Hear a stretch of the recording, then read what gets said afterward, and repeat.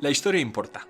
Lo estamos viendo en los tiempos que corren, que si no entendemos el pasado y no entendemos de dónde vienen las naciones, los estados, las aspiraciones de unas potencias, es muy difícil comprender los orígenes de las disputas geopolíticas que tenemos hoy en día. Aquí en la Torre del Faro no es que nos dedicamos a eso, ¿verdad, Nico? A buscar los orígenes históricos de las noticias que solemos ver en los periódicos para analizar verdaderamente las causas profundas que tienen las distintas crisis políticas y estratégicas que se dan en nuestro mundo tan desordenado y tan convulso. Eso, como decimos, a entender temas interesantes o a explicar temas interesantes que merece la pena entender. Que sí que merece la pena entender porque verdaderamente entenderlos nos ayudará a estar preparados para, iba a decir para el futuro, pero ya con estar preparados para el presente es suficiente.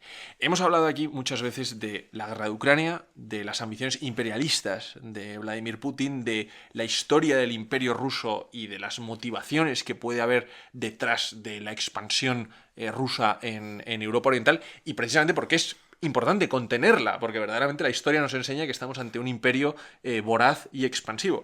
Pero hoy, Nico, nos vienes a hablar de la historia de Ucrania porque me parece muy interesante analizar cuáles pueden ser los motivos o la forma de pensamiento de los rusos para llegar a la decisión de invadir un país soberano porque consideran que son el mismo país, que Rusia y Ucrania han de ser el mismo país. ¿Cuál es la justificación histórica que mueve a los rusos en su guerra de agresión y en su imperialismo?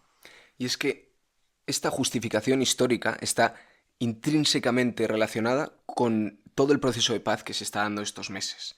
Y las demandas que está haciendo Rusia y los puntos que quiere que queden negro sobre blanco escritos en papel tienen sus raíces históricas en la historia de Ucrania casi desde el siglo IX, que es lo que vamos a recorrer ahora en el audio. Y esto lo resume bien, esta justificación, estas ideas, estas demandas, las resume muy bien Putin en un ensayo que publicó en julio del 21, antes de la agresión, de la invasión de Ucrania en el 22. Casi profetizándola.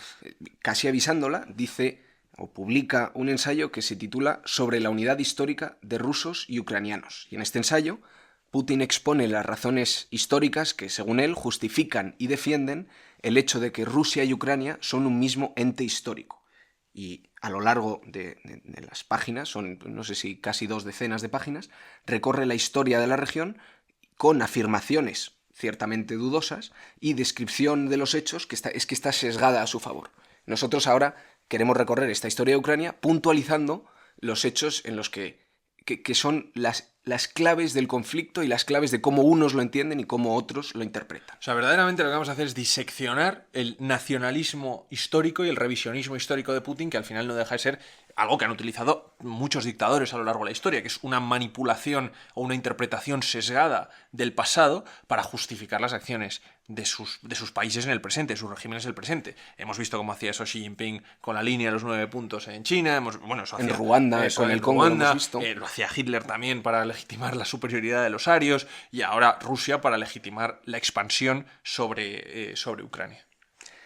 Y entonces, ¿por dónde empezamos? ¿No? He dicho siglo IX y es que, desgraciadamente, vamos a tener que resumir varios cientos de años de historia en los minutos que nos quedan hasta los 30. Pues venga, nos ponemos en el siglo IX, año 800. Vamos allá. Y empezamos por los vikingos del siglo IX, porque es que había vikingos en esas zonas de Europa, y esto es el origen de esta disputa que decimos de si es un mismo ente histórico o no Rusia y Ucrania. Los invasores provenientes de la península escandinava, que son estos vikingos, rodean Europa y entran por los ríos que desembocan en el Mar Negro y suben por el Dnieper hasta casi por Bielorrusia y casi hasta la altura de Moscú, ocupando toda esta zona que acaban llamándola, o se acaba denominando, el Rus de Kiev. Los Rus de Kiev es esta zona que ocupa la actual Ucrania, la actual Bielorrusia y casi hasta el norte, casi llegando hasta Finlandia, gobernada más o menos de una manera unificada desde Kiev. Es decir, es un estado sucesor de las invasiones vikingas del siglo IX. Los vikingos llegaron a todas partes. Llegaron a todas partes. Y esto toca, como he dicho, partes de Polonia, repúblicas bálticas, y vive principalmente del comercio con Constantinopla. Esta región mayoritariamente se mantiene unida con distintas particiones, distintas maneras de organizarse, hasta la llegada de los mongoles en el siglo XIII, que arrasan con Kiev y acaban con esta unidad política que decimos que se extendía en el este de Europa, pues casi de norte a sur. Esta influencia de los mongoles va declinando con el tiempo, entre muchas peleas con facciones distintas, europeas y más que venían por el este, y emergen dos contendientes principales que pelean por los territorios actuales de Bielorrusia y de Ucrania. Estos dos contendientes son el Principado de Moscú, que va acumulando poder desde el noreste y son herederos de uno de los trozos estos que quedaron de los Rus de Kiev y que esto va a ser el antecedente a la Rusia de los zares. Es el primer contendiente que emerge, y el segundo contendiente es la combinación entre el Reino de Polonia y el Gran Ducado de Lituania. Estas dos entidades se unen como una sola, formando la República de las Dos Naciones, es decir, es una misma entidad política durante casi 200 años. Que este es un estado inmenso, que si veis mapas de Europa del siglo XVI y el siglo XVII, es un estado inmenso, aplatanado ahí en Europa del Este. Es que ahora, cuando pensamos Lituania, pensamos un en pequeño una de las país. tres pequeñas repúblicas bálticas, pero de verdad este Gran Ducado de Lituania, como tú dices, cuando estuvo unido con Polonia, era el estado más grande de Europa. Y entonces, de estos dos, Polonia y más tarde la Unión Polaca-Lituana se hace con el control nominal de Ucrania.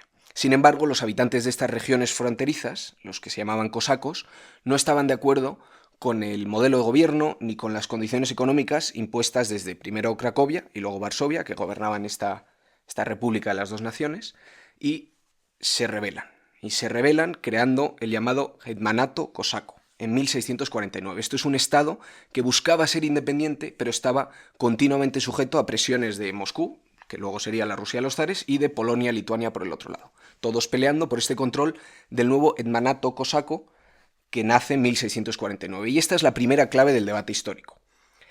Aquí es donde el sentimiento nacional ucraniano debe su esencia. Cuando los nacionalistas ucranianos luego en el siglo XIX hablan de las raíces de Ucrania como un estado independiente, se remiten a esta rebelión liderada por un líder que se llama Bogdan Khmelnytsky, que lo estoy pronunciando fatal seguro, como el nacimiento del sentimiento de una Ucrania independiente. O sea, entre Moscú y Polonia surgen estos cosacos, que son los primeros ucranianos independientes, por así decirlo. Y que buscaban ser una tercera entidad dentro de esta unión entre Polonia y Lituania. O sea, querían verse como iguales dentro de la hermandad lituano-polaca que existía.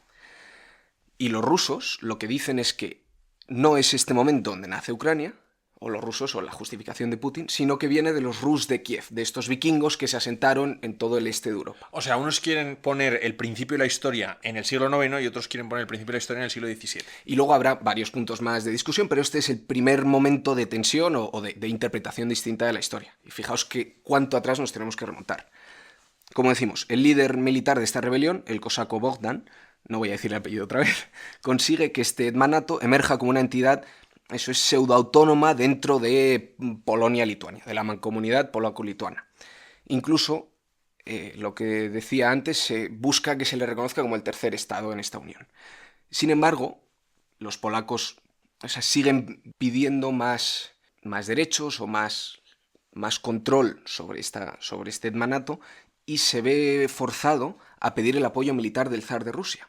Y aquí vemos otro segundo punto de tensión. En esta petición de apoyo del zar de Rusia, en ese acuerdo que se firma, los rusos dicen que se convierte en un súbdito del zar de Rusia, que al pedir ayuda a Rusia y los rusos venir y pelear contra los polacos, que es lo que acaba ocurriendo, pues los ucranianos, que todavía no se llaman ucranianos, lo que han hecho es, y esto es literal, ponerse bajo la protección de la mano del zar de Moscú. Eso es literal del texto de Putin. Sí, eso es literal del texto de Putin. O sea que en el momento en el que pidieron ayuda militar a los rusos, cedieron su soberanía. Eso es.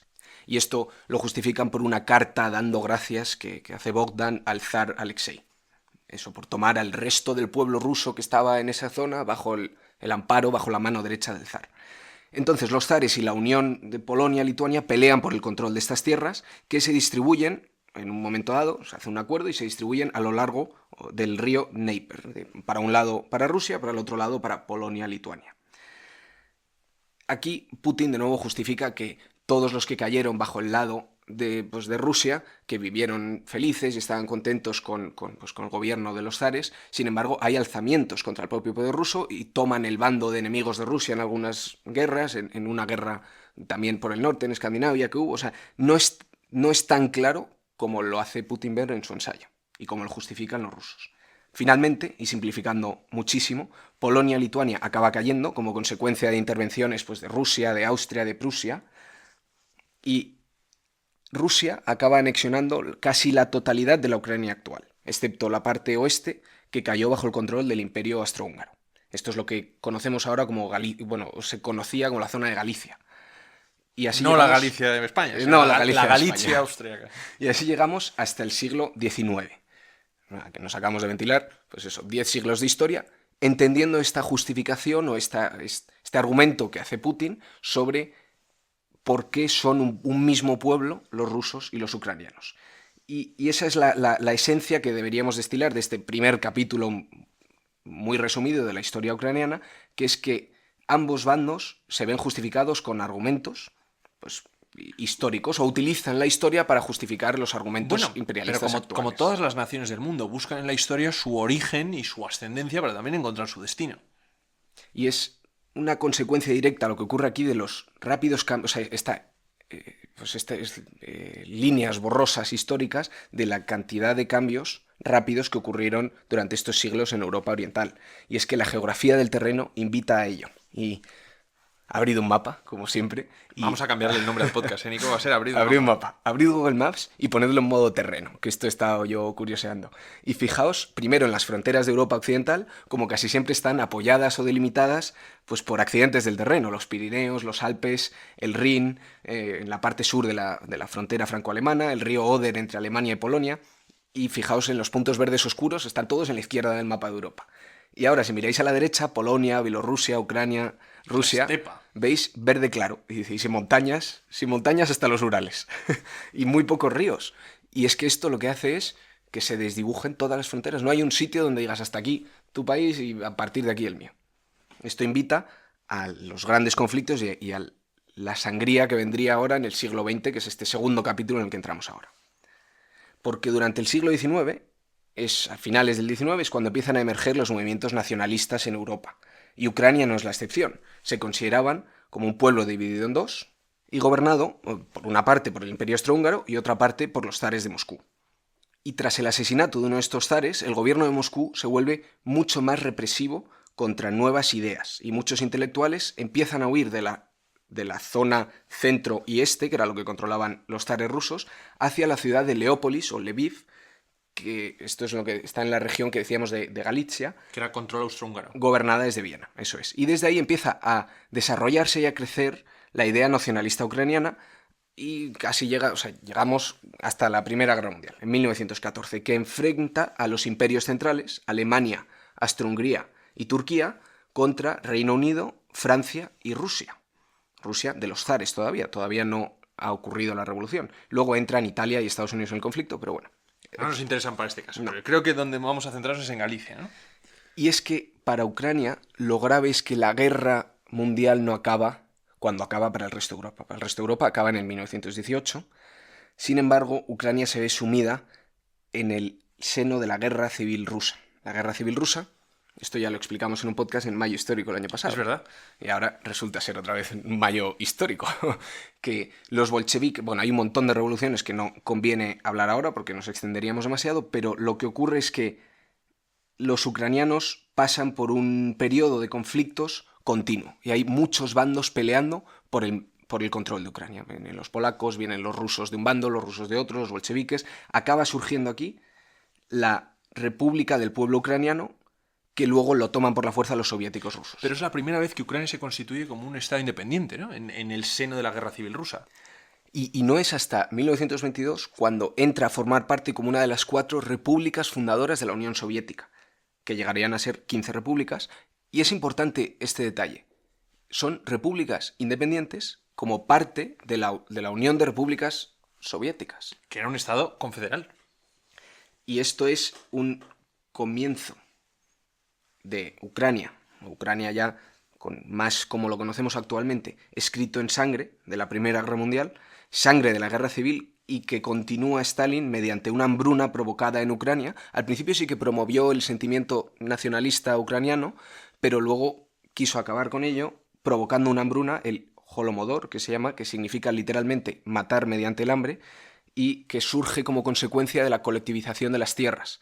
Stalin busca industrializar rápidamente la Unión Soviética, colectiviza las tierras, vende el grano que produce Ucrania y no deja que se alimente la población de ahí. O sea, los condena a morir de hambre. Los Requisa condena- el grano y los condena a morir de hambre. Y esta tragedia continúa durante la Segunda Guerra Mundial, cuando Ucrania es arrasada primero por los nazis, yendo hacia la derecha, luego por los soviéticos, yendo hacia la izquierda, y aquí nace un segundo argumento actual de Putin, que Putin dice que en Ucrania ahora mismo hay elementos neonazis, o que luego acaban gobernando los nazis. Y es que cuando entran los nazis desde la izquierda, estoy hablando así en términos de andar por casa, pero entran los nazis primero en Ucrania, cuando avanzan hacia la Unión Soviética, hacia el este, hay elementos nacionalistas ucranianos que apoyan y se unen a a los nazis que entran como invasores, dándoles la bienvenida como aliados frente a la Unión Soviética.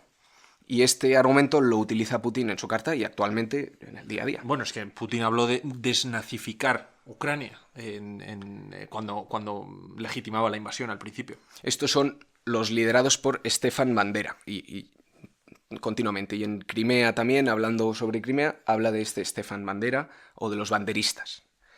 Al finalizar la guerra, la Segunda Guerra Mundial, Ucrania queda bajo el firme control de la Unión Soviética hasta su disolución en el 91, en 1991, cuando el propio Partido Comunista de Ucrania, que como decimos, cada república socialista tenía su propio partido comunista y luego había un partido comunista soviético, que en el fondo era el Partido Comunista de Rusia. Pero los rusos no tenían importancia como Partido Comunista hasta luego ya cuando se disuelve la Unión Soviética. Pero fíjate, de hecho Khrushchev es ucraniano y era del Partido Comunista de Ucrania, acaba siendo luego el líder de la Unión Soviética en los 60. Es que tuvieron mucha importancia en distintos periodos en el Partido Comunista Soviético. Incluso en el último año de la Unión Soviética, en el 1991, cuando estaba claro que las distintas repúblicas pedían una independencia o más poder o algo, o sea, había un sentimiento nacionalista que les hacía querer separarse de la Unión Soviética, del control centralizado, se contempló en un momento dado hacer una pseudo-unión entre Ucrania y Rusia y que fuera eso, una especie de continuación, pero ya con dos partidos independientes. Se asemeja muchas veces a la hermandad Estados Unidos-Canadá o Alemania-Austria. O sea, querían algo parecido, Rusia-Ucrania, pero dos entidades distintas. Y este último año de la Unión Soviética, al que comentamos, merece un podcast separado explicando las distintas motivaciones pues, de todas las personas importantes aquí. Tenemos a Gorbachev, el último líder de la Unión Soviética. ¿De quién hablamos? Hablamos a Boris Yeltsin, presidente de Rusia, Leonid Kharkov, líder ucraniano que empuja y proclama la independencia en el 91 con un referéndum que gana ampliamente el sí a no estar como parte de la Unión Soviética. Y gana en todos lados, incluido Crimea, incluido el este de Ucrania. Y el siglo XX acaba en el 94 con la firma del Memorando de Budapest, en la cual Rusia, Estados Unidos e Inglaterra aseguraban la integridad territorial de Ucrania a cambio de que ésta se deshiciera de todas las armas nucleares soviéticas que quedaban en su poder. Que este es aquí donde muchas veces se ve el punto de decir Ucrania renunció a las armas de disuasión que tenía para que Rusia no la reanexionara como en el pasado. Y aquí un último punto a resaltar, también defendiendo el hecho de que Ucrania se le veía como una entidad distinta, es que entró a formar parte de las Naciones Unidas cuando aún estaba dentro, o sea, como nación Ucrania, cuando aún estaba dentro de la Unión Soviética y fue aceptada por Rusia. Entonces, vemos que mucho del discurso que se hace hacia atrás revisionista pues tiene claros puntos de fallo. No, sobre todo es que los revisionistas no fallan, solo utilizan de la historia lo que les conviene o las interpretaciones que les conviene. Y entonces llegamos al siglo XXI, donde tenemos esa Ucrania que está como buscando el acercamiento hacia la Unión Europea y ya con el ex líder de la KGB, Vladimir Putin, como presidente de Rusia, buscando esa recuperación del Imperio Soviético que él quería, que él anhelaba, que él añoraba más bien. Eso, entonces, con eso entramos en los últimos 25 años, esto desde los años 2000 hasta ahora, y es que con esta separación de la Unión Soviética, de Ucrania, caída de la Unión Soviética, separación de Ucrania, empieza un gobierno marcado en Ucrania, marcado por la corrupción generalizada a todos los niveles del Estado. Se crearon clanes de oligarcas que controlaban distintas industrias y regiones del país y cada uno estaba representado por su propio partido político. Estos eran principalmente antiguos líderes del Partido Comunista, reconvertidos y que habían comprado a precios irrisorios pues, activos e industrias públicas del Estado y se habían hecho ricos a costa de ellos. Y hay dos momentos clave, desde los 2000 hasta la invasión rusa del 22. El primero es en las elecciones de 2004. En la cual se enfrentan dos candidatos principales. Yushchenko, que es antiguo director del Banco Central Ucraniano y antiguo primer ministro, que se alió con uno de los oligarcas energéticos del país y era el favorito de la población porque era percibido como un líder más honesto y efectivo dentro de lo que cabe. Y por otro lado tenemos a Yanukovych, que era un oligarca de la región del Este, apoyado por Rusia y representante de las antiguas élites soviéticas. Pues se enfrentaron en las elecciones del 2004 y se dan múltiples irregularidades demostradas durante estas elecciones. O sea, se intenta envenenar al candidato favorito, no dejan aparecer al candidato Yushchenko, el que hemos dicho que era percibido como más honesto, no le dejan aparecer en televisión, hay informes de votantes yendo en autobuses a votar a varios sitios. Putin abiertamente defiende a su candidato, el oligarca del Este, y acaba ganando él, el candidato del Este, el candidato... El no favorito, apoyado por los rusos. Y como respuesta, la gente sale a la calle vestida de naranja, que era el color de la campaña de Yushchenko, el que decimos que era favorito, favoritos son las encuestas. Y acaba siendo proclamado presidente. A pesar de no haber ganado las elecciones. Y esto es lo que se conoce como la Revolución Naranja. La gente se vuelca y sale a la calle en manifestaciones y Putin defiende que esto fue un golpe de Estado, sin tener en cuenta todas las injerencias que había habido en las propias elecciones. A pesar de ello, en las elecciones del 2010, Yanukovych, que es el prorruso, vuelve a ganar la presidencia, entre comillas él vuelve, o la gana esta vez sin las acusaciones del 2004, y accede al poder. Y con esto llegamos al segundo evento importante de estos últimos 25 años, que es en 2014, con la llamada Euromaidán o Revolución de la Dignidad, que desencadena en la pérdida de Crimea. Crimea había sido donada o dada, cedida, sí, mejor dicho, a Ucrania en el 1954. Esto se la cede Khrushchev en el 300 aniversario de el tratado de Bogdan cuando pidió ayuda a los zares. Del cosaco con el zar, 300 años, aposta, se cede a Ucrania diciendo que claramente tiene hilos que lo unen con Ucrania y que es una parte de Ucrania. La historia de Crimea en sí va un poco aparte, no es tanto la de los Rus que comentábamos, hay otro kanato que se establece ahí, es un poco lío, pero el tema es que de Rusia pasa a Ucrania. Pasa a Ucrania por decisión central de la Unión Soviética. Y ahora, en el 2014, es cuando vuelven a entrar los rusos y se la quitan a los ucranianos.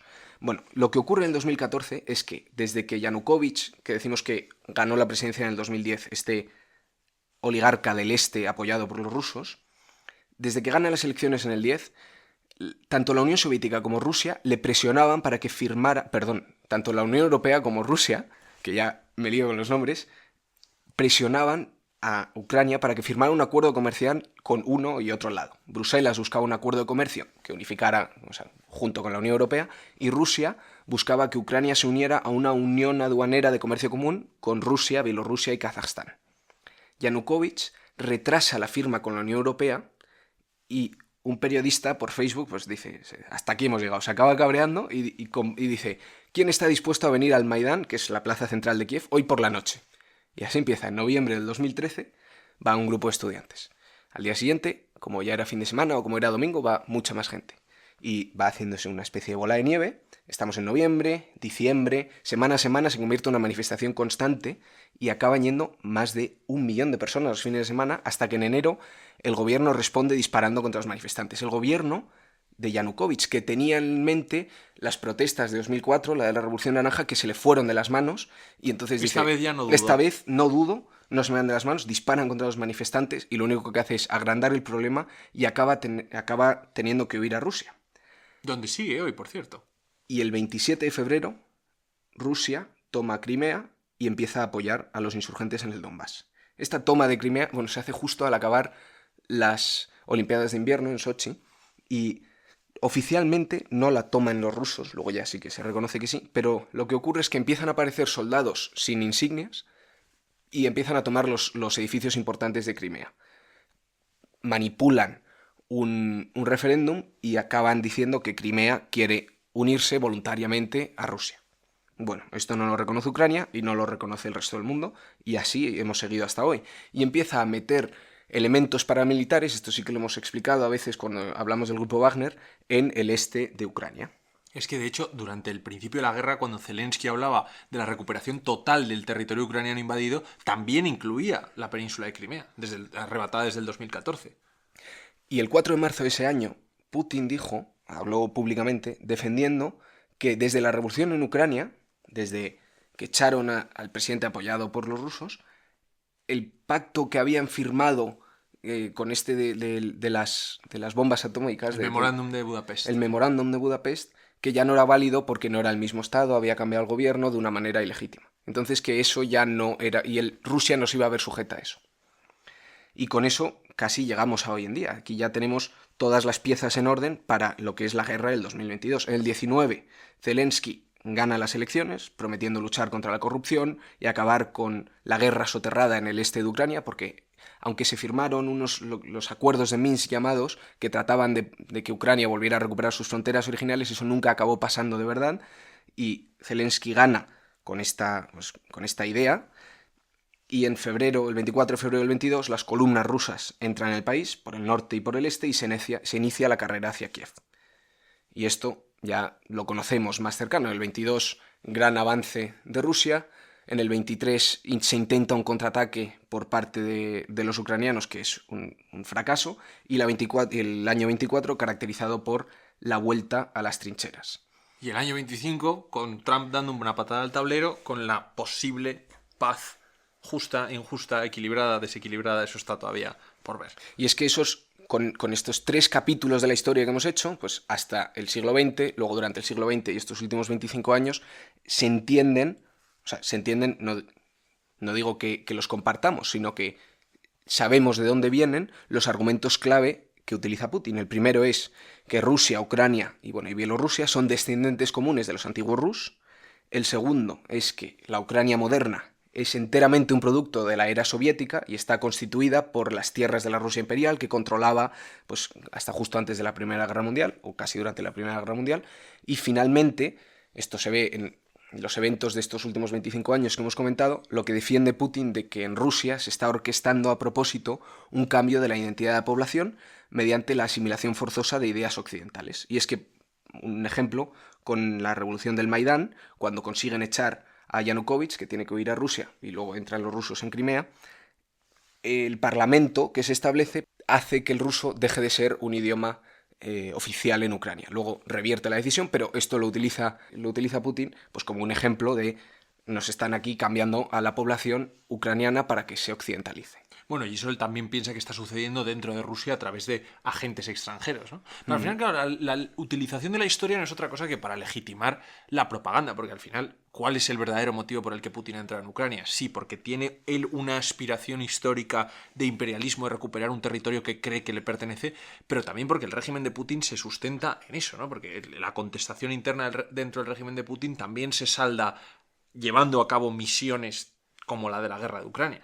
Y lo que busca él conseguir con la guerra de Ucrania, que ha salido a raíz de distintos papeles más antiguos, o sea, incluso de abril del 22 y con las demandas de ahora, lo que busca es acabar con las sanciones que ha impuestas sobre Rusia, un cese completo de la ayuda extranjera en Ucrania, pide no retirarse de los territorios ahora actualmente controlados por las tropas rusas y pide también un reconocimiento de Crimea como territorio ruso.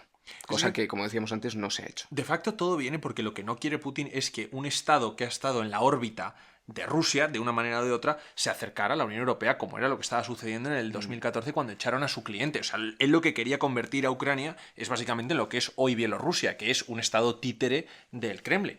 Es que lo que ocurre desde el 2000, la población ucraniana inicialmente no veía a Putin con malos ojos y tenía índices altos de aprobación entre la propia población ucraniana, y todos los eventos que van ocurriendo a lo largo del siglo XXI van alienando cada vez más a los ciudadanos ucranianos en contra de Rusia y a favor de la Unión Europea. Ven las injerencias de Putin como un ataque o como un intento de control de una potencia extranjera, a pesar de que inicialmente sí que estaban muy a favor y muy en línea con lo que proponía Rusia y con la manera de hacer política de Rusia. Bueno, es que verdaderamente también lo que ha sucedido es que la invasión rusa ha avivado muchísimo el sentimiento nacionalista ucraniano, porque es que al final el pueblo ucraniano ha resistido frente a una potencia que le multiplica un número de territorio, de población, de economía, y verdaderamente eso también ha avivado ese viejo espíritu de decir somos una nación independiente y nos estamos defendiendo de un imperio opresor. También las naciones crean su propia historia para justificar de un lado y de otro.